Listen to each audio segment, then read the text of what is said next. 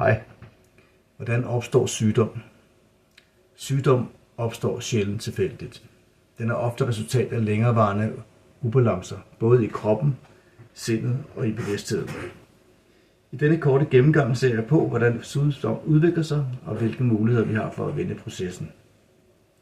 Kroppen er i konstant bevægelse mod balance, såkaldt homostase. Men når belastninger overstiger kroppens evne til at regulere sig selv, f.eks. gennem dårlig kost, søvnmangel, stress eller miljøgifte, opstår en ubalance. Det kan begynde usynligt som træthed, uro eller fordøjelsesproblemer og vokse til egentlig sygdom over tid.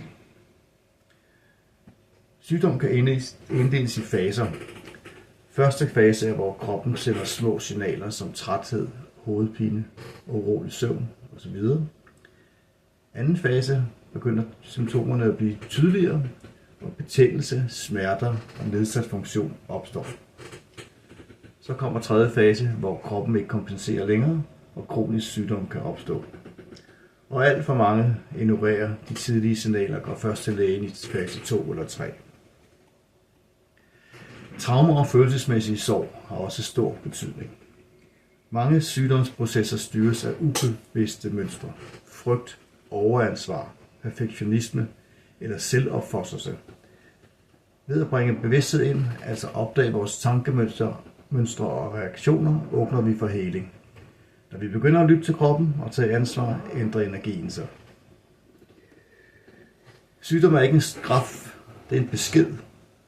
Den kan blive en invitation til en forandring. Vi kan ændre kost, bevæge os mere, prioritere ro, bearbejde vores følelser og styrke forbindelsen til os selv. Kroppen er fantastisk til at hele, hvis vi giver den de rette betingelser. Menneskets tro på forbedring, på mening, på livets intelligens spiller en afgørende rolle. Studier viser, at håb og positiv forventning aktiverer helingsmekanismen, både i hjernen og i kroppen. Det vi tror om vores sygdom påvirker ofte forløbet mere end vi tror. Sygdom er en proces, og heling er også en proces. Når vi forstår årsagerne bag sygdommen, kan vi begynde at gå vejen tilbage mod balance, vitalitet og indre fred. Det begynder med opmærksomhed, og det fortsætter med valg, handling og kærlighed til os selv. Godt helbred til jer det.